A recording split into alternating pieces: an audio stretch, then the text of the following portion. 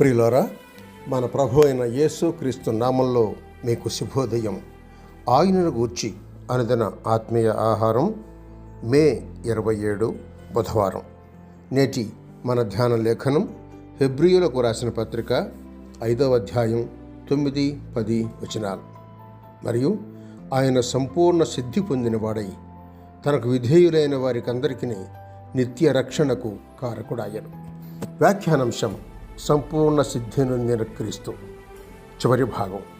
వ్యాఖ్యానాంశం సంపూర్ణ సిద్ధి నొందిన క్రీస్తు. చివరి భాగం. వ్యాఖ్యానం. సంపూర్ణ సిద్ధి నొందిన క్రీస్తు రక్షణ కార్యాలను మన ధ్యానం చేస్తూ వస్తున్నాం. ఈరోజు చివరి అంశం సంపూర్ణమైన సంఘము. సంపూర్ణమైన సంఘము. హెబ్రీయులకు రాసిన పత్రిక 12వ అధ్యాయం 22 నుండి 24 వచనాలు చదివితే, ఇప్పుడైతే 1 సియోను కొండకును, 2 జీవము గల దేవుని పట్టణమునకును అనగా పరలోకపు యెరూషలేమునకును, 3 వేవేల కొలది దేవదూతల యొద్దకును, 4 పరలోకమందు వ్రాయబడి ఉన్న శ్రేష్ఠుల సంఘమునకును, 5 వారి మహోత్సవమునకును, 6 అందరి న్యాయాధిపతి అయిన దేవుని యొద్దకును, 7 సంపూర్ణ సిద్ధి పొందిన నీతిమంతుల ఆత్మల యొద్దకును, 8 క్రొత్త నిబంధనకు మధ్యవర్తి అయిన యేసునొద్దకును, 9 హేబెలు కంటే మరి శ్రేష్టముగా పలుకు ప్రోక్షణ రక్తమునకును వచ్చి ఉన్నారు అని చదువుతున్నాం. ఈ 9 అంతస్తులు మన రేపటి స్థితిని వివరిస్తున్నాయి.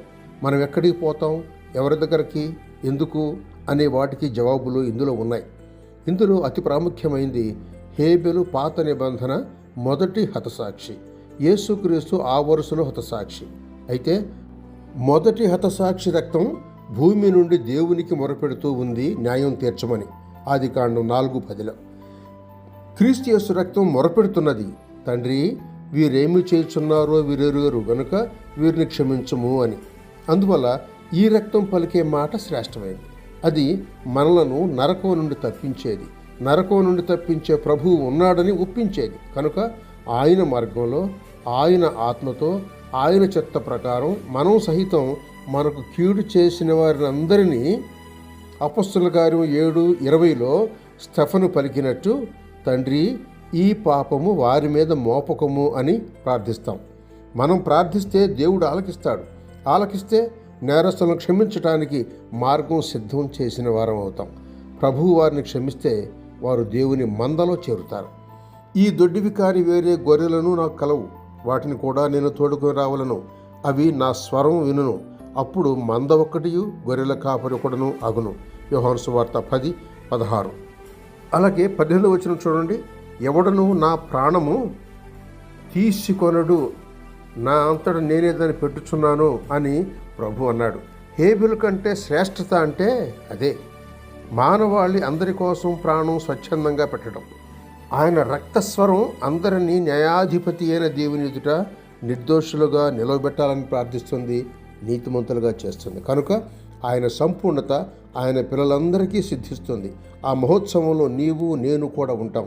మన ప్రార్థన వల్ల, యాచన వల్ల, విజ్ఞాపన వల్ల ప్రభువు దేహంలో భాగస్థులైన వారు అక్కడ ఉంటారు. కనుక అది నిజంగా అద్భుతమైన సంఘటన, స్థలం, సందర్భం. అది విశ్వాసులందరితో గుదిగుచ్చిన పుష్పగుచ్చం. అది సంఘం అనే పెళ్లి వధువుకు విశ్వాసులు తీసుకొచ్చిన ధవళ వస్త్రాల కాంతి.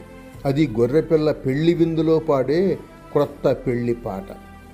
అది ధవళ సింహాసనం ఎదురు వినబడే ఉరుము మెరుపు లాంటి భయ సంభ్రమాలతో కూడిన స్తుతి ప్రశంసల సమ్మేళనం.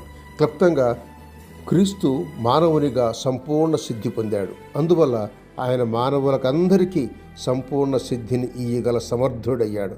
ఇప్పుడు ఆయన తన యందు విశ్వాసముంచిన వారందరి నిమిత్తం తండ్రి కుడిపార్శ్వాన విజ్ఞాపన చేస్తున్న నిత్య నూతన యాజకుడుగా ఉన్నాడు. ఆయన చేసిన నూతన నిబంధన సదాకాలం మనతో ఉంటుంది. ఆయనే మూలరాయిగా కట్టబడుతున్న నూతన నిబంధన సంఘంలో ప్రతి విశ్వాసిని అంగంగా, స్తంభంగా ఉంచి ద్రాక్షవల్లిలో తీగలాగా అంటుకట్టి పోషిస్తూ ఉంటాడు. ఆయన శిలువలో చిందించిన రక్తం ప్రతి పాపమును శుద్ధి చేయగల శక్తి గలది. విశ్వాసి హృదయాన్ని దినదినము నూతన పరచగల ప్రేమ గలది. శుభములతో వందనాలు.